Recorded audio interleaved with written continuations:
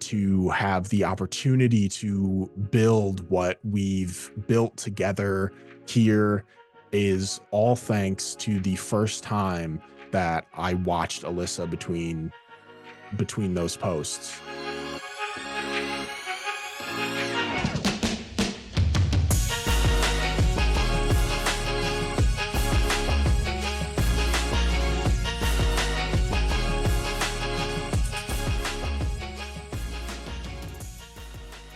Welcome to Red Stars Report, a podcast dedicated to bringing the latest news and commentary on the NWSL's Chicago Red Stars. If you're new to the podcast, I'm your host, LT. Unfortunately, my co-host Grant couldn't be with us tonight, so you're kind of stuck with me and my information overload this week without any of the usual banter. Let's see if my voice lasts long enough to get through all of this alone.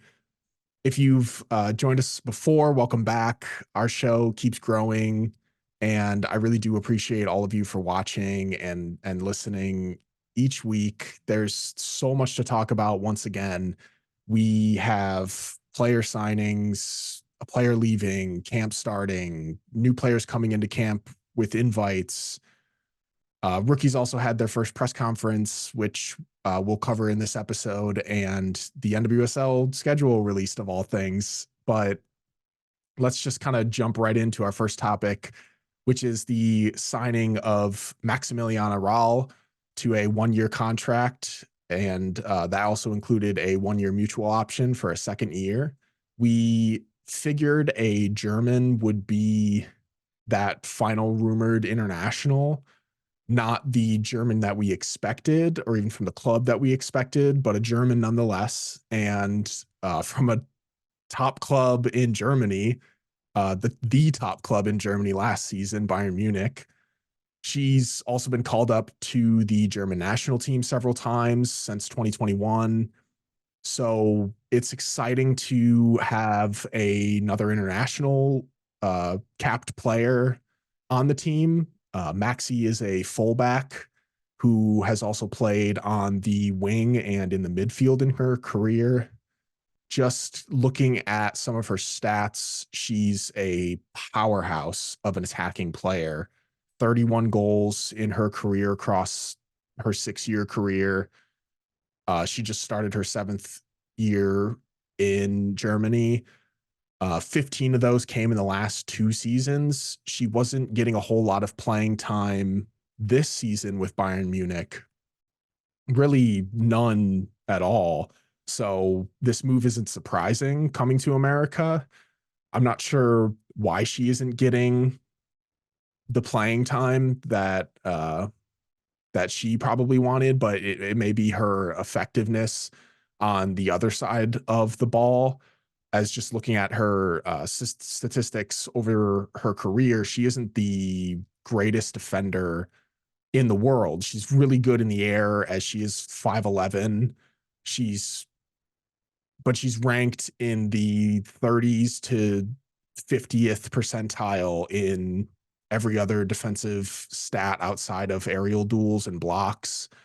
But each player in our back line seems to be really good in certain aspects of defense where they struggle, or at least are in the middle of the pack in other areas. Like Tatum isn't the greatest aerial threat, and Sam is, closer to the back of the pack in tackles and duels, where she excels in other areas on the defense. I'm not going to expect every single player on this back line to be, the greatest at every single defensive category. They all have something to prove. We'll see kind of how Maxi fits into that and into this group. Who knows? Maybe we'll even use some of her, attacking mind, attack mindedness, and prowess to play her up top and play her up higher. We'll see if she even is on the back line in this season. I do love what she said in her announcement, saying, quote, it's a big thing for a little German girl like me to have the opportunity to play in the USA. I can't wait to live and play in this crazy sports city, Chicago, end quote. Like, that's cool. Um, that makes me happy when a player from outside of the country recognizes the greatness of Chicago as a sports town. Rawl hasn't reported to camp yet. We should expect her there soon. But Chicago's back line, with the addition of her, it really seems to be filling out, um, while also becoming more of a question mark with each signing. I'm pretty confident that we'll see players like Milazzo and Staab and Kuika in the starting 11, but I really don't know who like that fourth defender will be. If there even is a fourth defender in the formation that Lauren starts the season with, I could be surprised to see a name that I don't expect to start the season on the back line, but whoever it is, I'll be happy knowing there was competition for the spots, and those who start are the ones who deserve to be there. And with one addition in the back line, we get another addition in the back line. The other player that signed with Chicago last week was Lombard native and former Chicago Red Star 2020 draftee Camryn Biegalski. She also signed a 1-year contract with a 1-year mutual option in a second year. Camryn is an outside defender, can play both sides of the back line. She didn't get a lot of playing time in 2023, but was featured heavily in 2022 for the Washington Spirit. Um, Kind of just looking through her 2022 stats because of that. And she seems like a very solid defender. In 2022, her per 90 stats, like tackle one percentage, recoveries, all like high 80s, 95th percentile, respectively, among players who play at her position. She has yet to prove what really she can provide in the attack in this league, but a hometown kid coming home to play for the team that drafted her, sometimes that can be, a revitalization in someone's career if she can find the minutes. It'll also be nice for her, I'm sure, to have a familiar face like Sam Staab in camp with her, given that the only player left from when Camryn was on the Red Stars last, I believe, is Alyssa Naeher.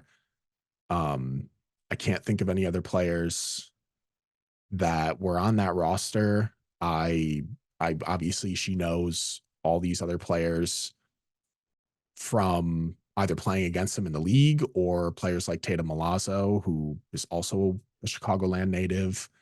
And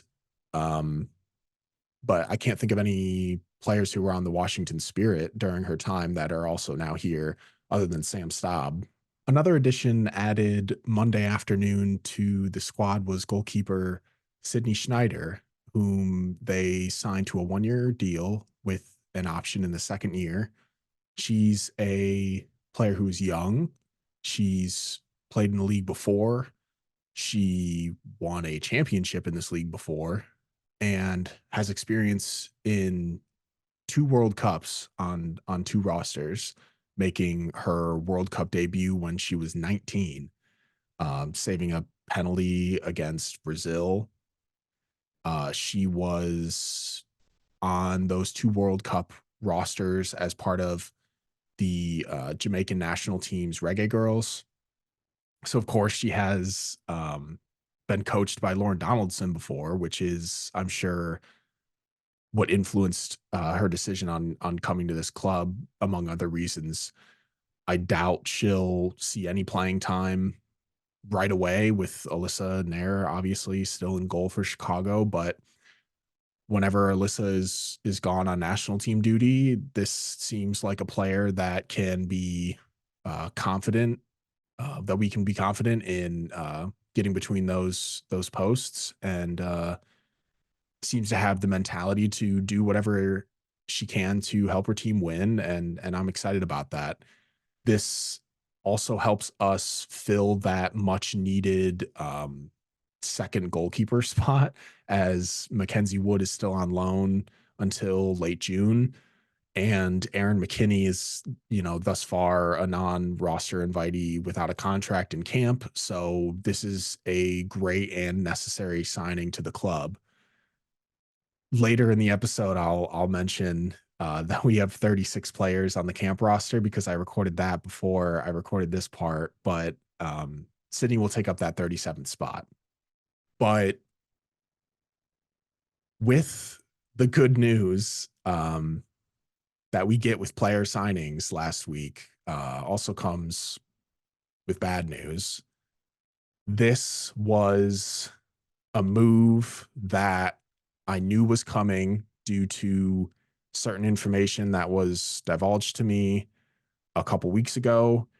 So I wasn't surprised when I saw the announcement, but here were my thoughts when I found out that Ella Stevens was leaving Chicago to sign a deal with Gotham FC.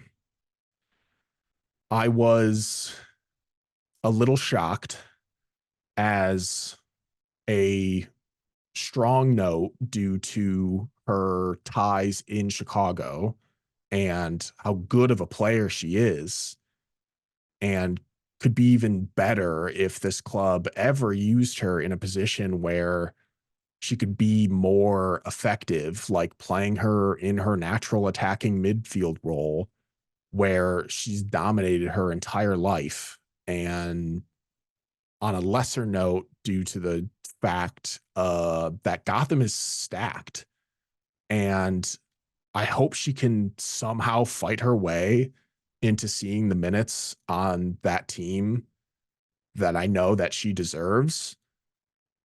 Ella was one of my favorite players.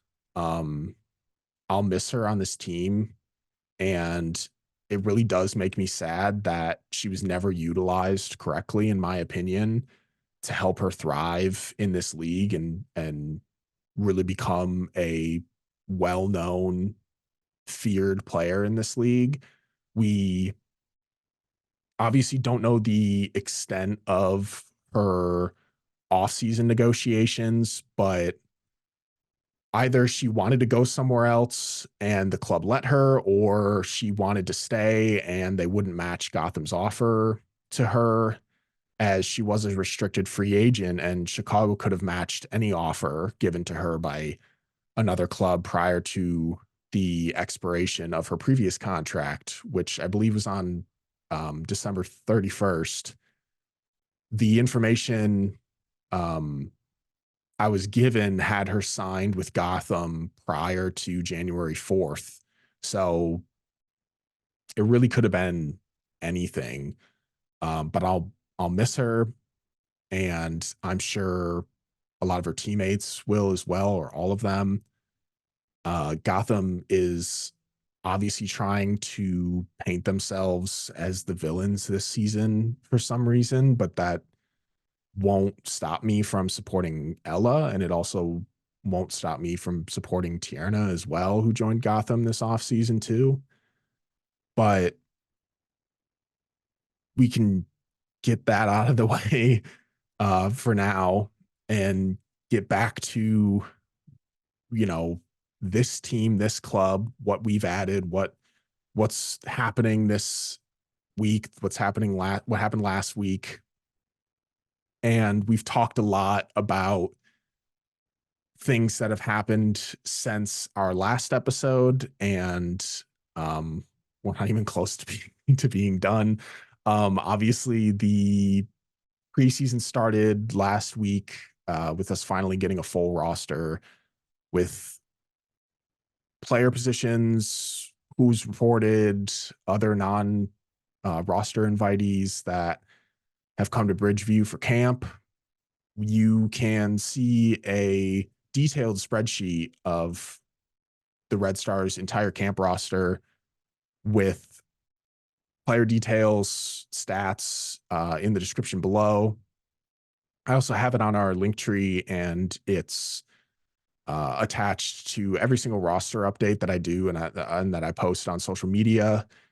It's updated every single time new changes are made to the roster, and I'm working on more details for the upcoming season that we can add to it. But the roster that we finally got, the official roster, had Shea Groom listed as a forward, which is interesting, as she's usually listed as a midfielder.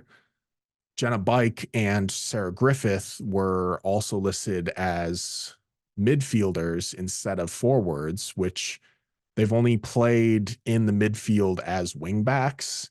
So it's interesting to me to see what formations Lauren might use uh, if this is his roster, unless he has some kind of other shape that he feels like utilizing those players as midfielders would best suit them. As of this recording, the roster consists of 36 players. Natalia Kuika and Maxi Rawl haven't reported yet, and Mackenzie Wood is still on loan in France. 7 of those 36 players are non-roster invitees. These are players that it's exactly what the name says. They're invited to camp, but they're not under contract and they're not on the official roster. Those invitees consist of players such as Jenny Danielson, who's a midfielder out of Finland, who also hasn't reported to camp yet, but we should expect her soon. Allie Cook, who was a top college forward prospect who went undrafted out of UCLA. Her name was up on that like best available list during draft night, and it just never came off of it. So it's nice to see her in camp. There's also Mia Fontana, forward out of Cal, and probably the most intriguing player of the group that I found is Nadia Gomes, a Portuguese national who was drafted into the NWSL out of BYU back in 2018. She never received a contract from Orlando Pride when she was drafted. She went back to school. She was then offered to try out for OL Reign and then coach Vlatko Andonovski, but she turned that offer down after learning that she was pregnant and decided to step away from the game of soccer. And she recently made a comeback when she joined the USLW League in 2023 with their San Francisco Glen side. Not only did she start playing again through this, but she dominated, scoring 17 goals, 10 assists to boot in one season. She was named National Player of the Year and was obviously selected for the W League Team of the Year as well. Um, we'll see what happens. Like, this roster needs forwards. It just does. Especially with the forwards that they keep moving to be listed as midfielders. I would have to imagine that, you know, one of these draftees or non-roster invitees will make this club as a forward unless someone else signs or comes into this roster late as an invitee from another camp after different roster cuts. So we'll kind of see what happens there. But this preseason roster also includes all 5 of the Red Stars draftees, which is a nice change of pace and a nice thing to see after several years of drafting players who couldn't make it to camp for one reason or another. The rookies had their first press conference last Monday and spoke on many topics, and I just thought it would be fun for our community to see some of the answers and my reaction to them. So we'll start with some of the advice that B. Franklin and Leilani Nesbitt had received from the veterans of this club. Let's take a listen. Shea Groom just said, just as like a vet in the league, just said, be yourself. Like that's how you're gonna make a team. That's how you're gonna make an impact in the NWSL. Just be yourself, which is obviously always a good thing to hear. Yeah, and even in like the passing patterns, I'm one to be quite hard on myself, and these guys around you who have been in this league for a long time, just saying to let it go and to focus on the next one. And I think that's amazing advice to have, especially if you want to have a long career in this sport and just in life in general, to have a short-term memory and be able to move on to the next and not dwell on your mistakes. So that was probably the most advice and best advice that I got. I knew a player like Shea Groom would step in immediately as that veteran who is there to impart their wisdom of the game onto these rookies. I knew this club needed someone like her. And to see that not only Shea, but even another player that Leilani mentions further into that answer was Ava Cook. So it's really nice to see even players with just a couple years in this league under their belt stepping in to help these rookies out and to improve their game. The rookies also spoke on the environment that they've stepped into this preseason, their expectations for what's to come, and how competing with others for roster spots help them step up their game and make themselves available to adapt to whatever the club needs them to do. We'll take a listen to that. I think it's good and bad, I guess, to have like a lot of new faces on the team. Definitely think Chicago is looking to revamp and change some things from last year, so that's good to be part of a new wave. But also they're my competitors. Like I want whatever spots available, and I know they do too. And so it's great to have people that are going through the same thing as me, but also at the end of the day, like there's only a certain amount of spots, so I hope the best for everybody. But like I want to keep playing soccer as long as I can too. So it's a bit of both. I think college prepares you for this step, but there is a step. And I think just like you said, getting the first day in, being able to get those jitters out, and then, just knowing that you're here for a reason. You've played X amount of years in college and you've been able to develop your game. And now it's just adapting and being flexible to whatever role you have to play, whatever position you have to play in that given moment. And just absorbing as much as you can as a young player coming into this league. Obviously, you have expectations, but you really don't know what to expect because there's amazing and there's so much talent here in this league and just in this sport as a whole. So just wanting to absorb and continue to learn, but also know that, you're special and you have unique characteristics that you can add to this game and add to this team, and wanting to, be yourself, as was it Shea Groom said in her little pep talk and advice. This has always been a dream of mine to be in a pro environment. Obviously you have expectations, and I think all of those were met just after my first day. Yeah, mostly just feeling really excited, feeling really blessed, knowing that yesterday I practiced like, oh, I can actually hang around these guys. And so just knowing like, yeah, this is my environment now. This is where I now need to shine, where I need to prove myself. So learning from the people around me, taking advice, and just doing my best. That's all I can do. Control my work rate and effort. So I'll continue to do that and hopefully get a spot here on this team. I really liked what B said about these being your teammates, but they're also your competitors, because there's only so many roster spots, and it's quite possible that all of these rookies will not make it through training camp. And Leilani speaking about absorbing everything that she can while she's here, because she knows her time could be limited, and Hannah Anderson expressing how this has been a dream for her, and now that she's in a pro environment, She knows that she needs to prove herself even more and step up her game to kind of hang with the rest of them. I love the mentality of these rookies. They're very smart, and I think they're going about this process in the right way. We really don't know what's going on within the camp. We don't know what's going to happen with each of these players. Like I said before, there's only 36 spots, which needs to be cut down to 32 by February 26th and down to a range between 22 and 26 for that final roster spot on March 13th. So we'll kind of see as cuts happen and if other players come in, what that kind of looks like.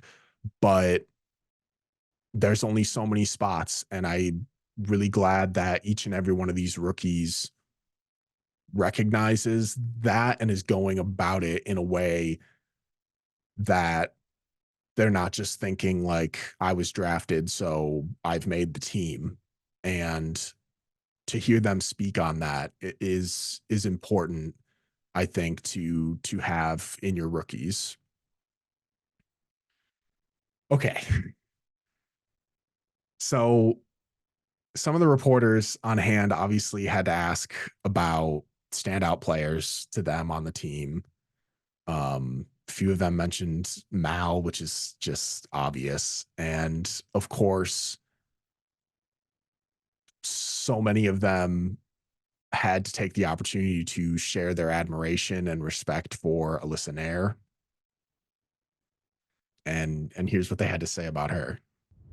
Yesterday in our brief team meeting that we had, Alyssa Naeher was talking about the Chicago's history and how the city had burned down in like the 1800s. So she had basically made a parallel statement into basically how our team is kind of looking to revamp and stuff like Lonnie was saying. So how they built the new city and stuff, which is kind of in parallel and similarity to how Chicago's looking to revamp and rebuild. Personally, I got to experience playing in front of Alyssa Naeher, so that was really cool. Having her like getting to see how she sees the field and her approach to the game, and because she's such a high level keeper and she plays in front of or behind great players all the time. So just getting to learn from her and the way that she sees it, and just listening and trying to absorb everything that she says is something that I really took away from the first day. I mean, that's a dream come true, I guess, and kind of surreal if you look back at who's like yelling at you to move up. And I was like, okay, I guess I'll listen to you. You kind of know what you're talking about. She has so much experience that we can just absorb and learn from. And I think she's just a great resource to have for us taking this huge step into professional career. So I think just listening to everything she has to say and absorbing it and trying to apply it, and really getting to see the way she approaches her job and how she has had so much success is really beneficial for us as young players. Yeah, I think just you can see how all of us have really like respected her, and it's only been one practice, so I'm sure that's going to build through the time goes on and like the more that we interact with her. But from my experience, I just think that she was really open and like treated the new girls just as the same as the girls that are already on the team or the girls who already have a contract, which goes to show that she is a great leader. And I'm thankful to be able to learn from her and to be able to hopefully play with her one day. Okay, so I'm going to go on a little bit of a long-winded response to this, but you've already been listening to me for a while now, this entire episode, so just kind of stay with me. Hearing these rookies speak about Alyssa Naeher and what a legend she is makes me so happy, and here's why. Many of you listening or watching know that I call Alyssa Naeher my hero, and I'm sure some of you may see it as repeated statement about my love for the way that she plays, for the leader that she is, for the person that she is. And in many ways, those are correct. But the real reason that I say that Alyssa Naeher is my hero is because she truly is. I don't hide the fact that I'm relatively new to the women's soccer community.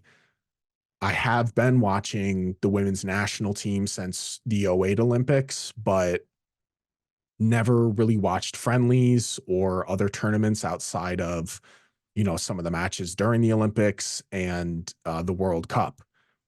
I didn't even know that there was a domestic club in Chicago until 2019 when I was watching the World Cup and experiencing the greatness of Alyssa Naeher. Then I heard the commentator say, Alyssa Naeher plays for the NWSL's Chicago Red Stars. And I'm sure they mentioned that she played alongside, Tierna Davidson and Morgan Bryan and Julie Ertz. But I just could not believe that I was watching a player like Alyssa and not even realize that I could have been watching her in Chicago for years. And following the World Cup, I immediately found where I could watch the Chicago Red Stars to see Alyssa play more. I fell in love with the team. I fell in love with the players, especially ones like Sam Kerr and Yuki Nagasato. I got to experience just a part of the 2019 season and then lose in the championship.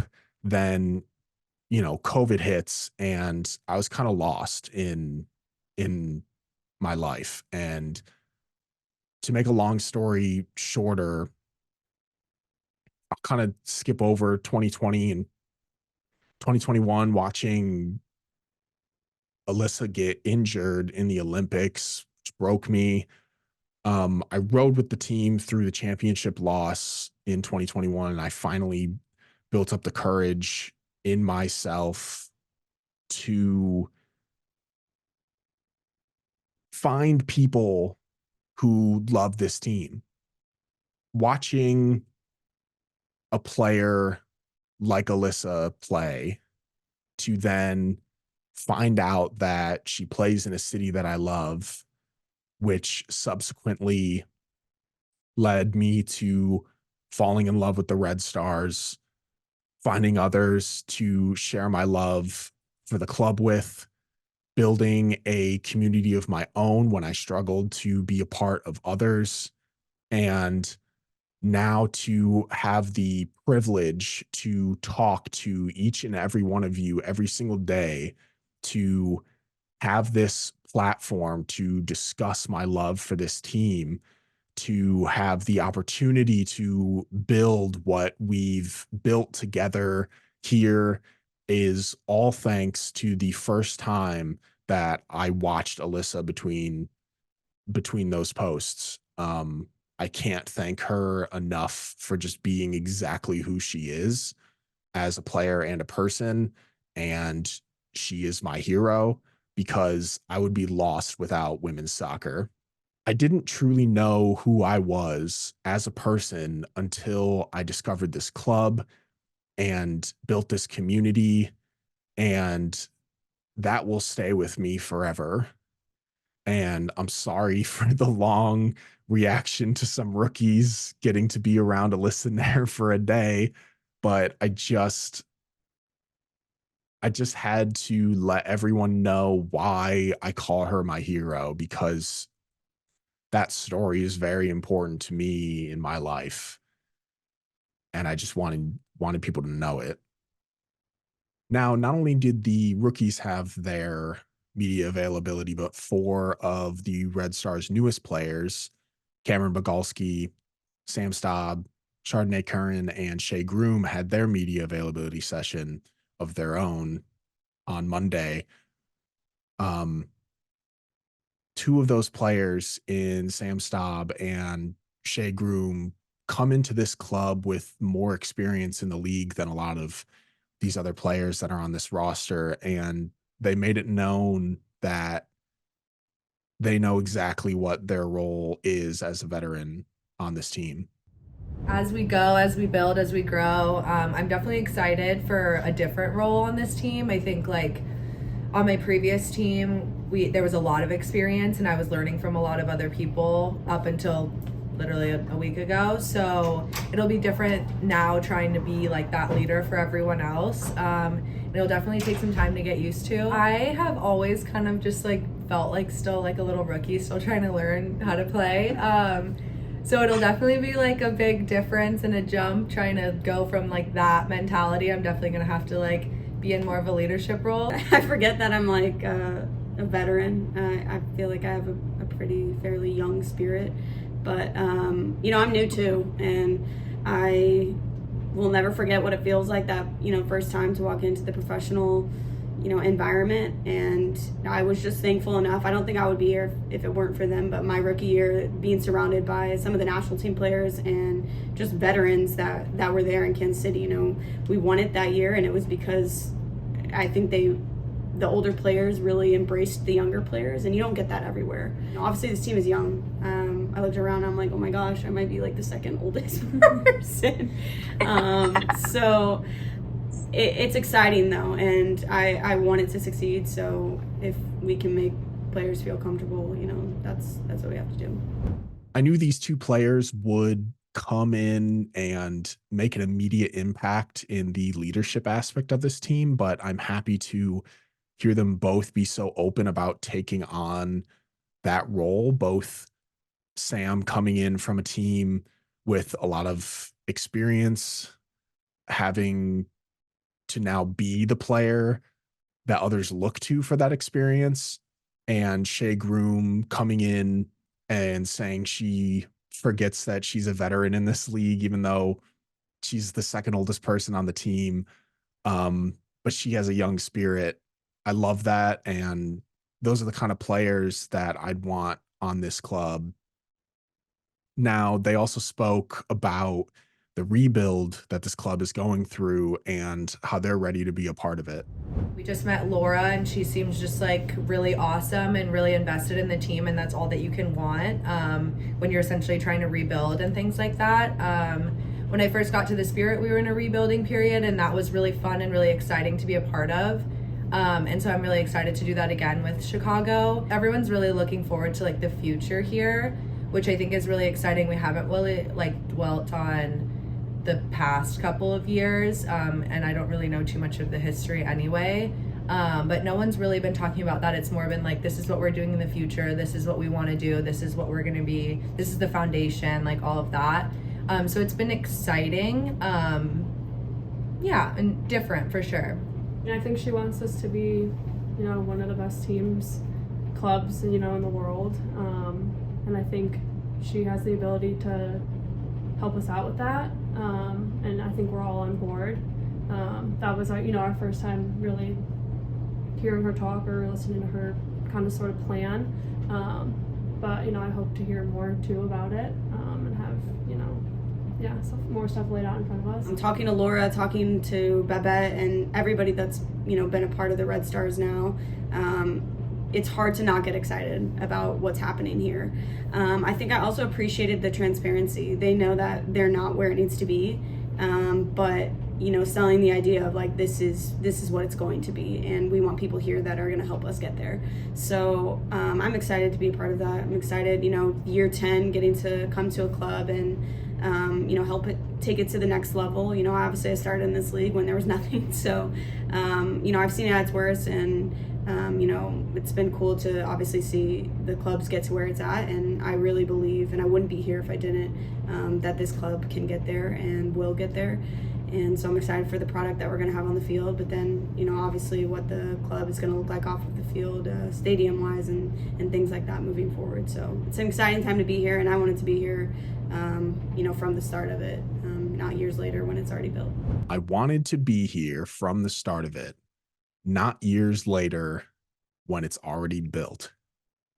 Those words from Shea Groom make it even more exciting, not just to have her as a member of this team, but exciting that the leaders of this club, from Laura Ricketts and down, can instill that kind of belief into a veteran player like Shea speaks a lot to their vision and how they're going to execute that vision moving forward.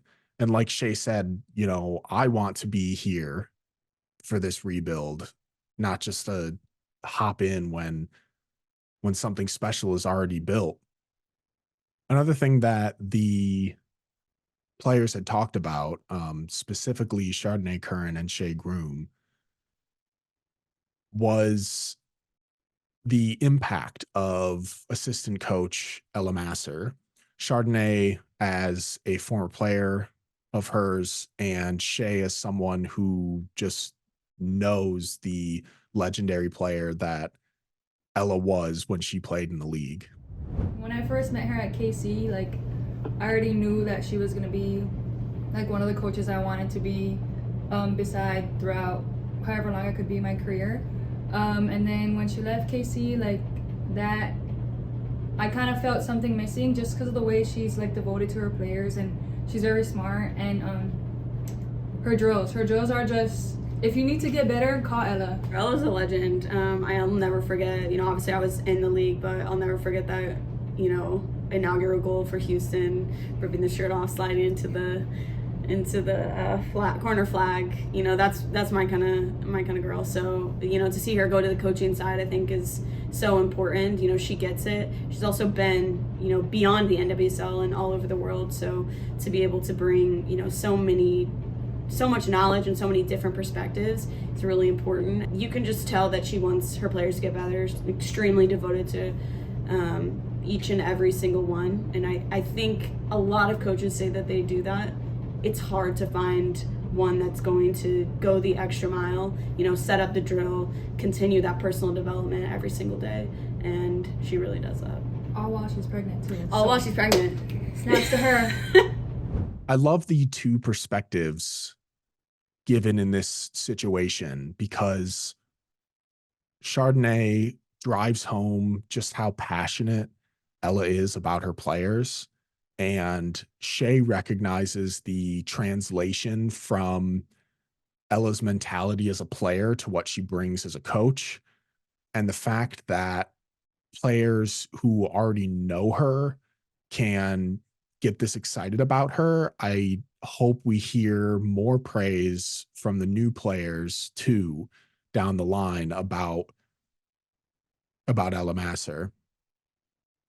And of course, you know, we can't talk about the assistant coach without obviously talking about the head coach and these players' experiences with him and what he's bringing to the club so far this preseason. He's been pretty chill. Yeah. He's like, just, I think maybe it's got to be the Jamaican background, but he brings a calmness to it. It's not been, you know, crazy meetings or, you know, specifics right now. It's like, hey, let's get here, let's do what we know, and, you know, we'll get into the rest later. Yeah, he just has this vibe that's very, I guess with him it just comes with like respect and fun.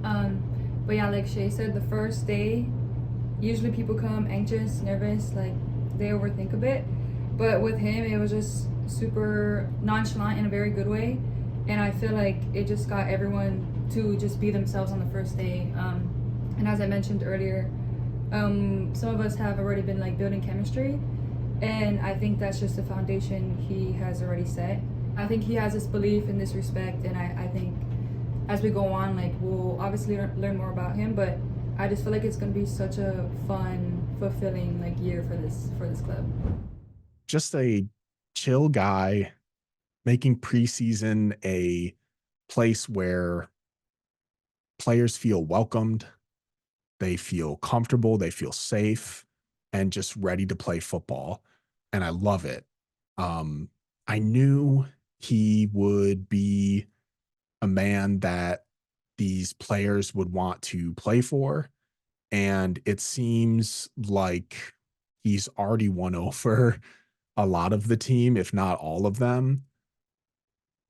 Now, let's move on to something that we die waiting for each year.